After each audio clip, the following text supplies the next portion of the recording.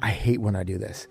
The other day in our staff meeting, I realized my fear was leading the team, not me. And the way that I recognized this was because my body was feeling anxious. I could feel myself edgy. And I was wrestling with this feeling of unprocessed fear. It was making me feel uncomfortable in the meeting, frustrated, short. I knew something was off.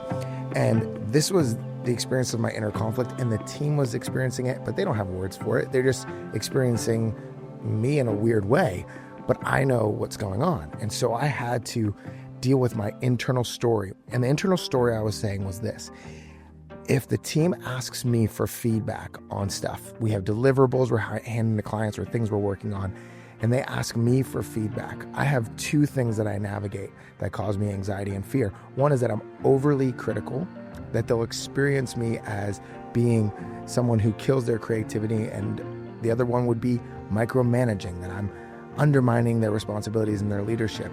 But the reality is they've brought these things to me for feedback, and because I'm scared of these things because of my past getting feedback about being intense or being harsh or whatever, has caused me to kind of edit myself in life, and I'm unlearning those things. So in this setting, I was realizing my fear of coming across as overly critical or micromanaging caused me to actually kind of abdicate leadership and become avoidant. And or the feeling there was that I was just going to have to accept what was given to me because I didn't want to rock the boat. I didn't want to disturb them because then it would be Chris is being harsh, Chris is killing our creativity, Chris is limiting us, and I never wanted any of that.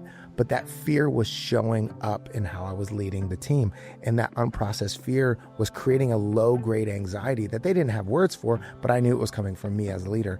And that was my responsibility, to address it, to bring them in. Otherwise, they're going to live with this low-grade anxiety and they don't know why. So as a leader, my responsibility was, if I want connection with this team, I'm going to bring them into this. So I said, hey guys, I'm battling something on an internal story that I'm telling myself. This has nothing to do with you, has everything to do with me. This is what's going on. And I share with them, when you guys ask me for feedback on stuff, I'm battling this thought of, if I give feedback, I'm going to be overly critical, or if I give feedback, you're going to think I'm micromanaging.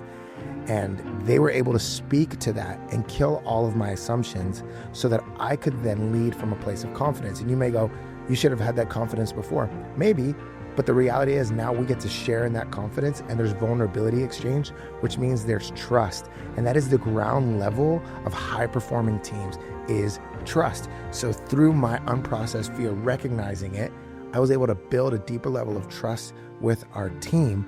And that in the end kills all of the assumptions I have and lets me lead ultimately with confidence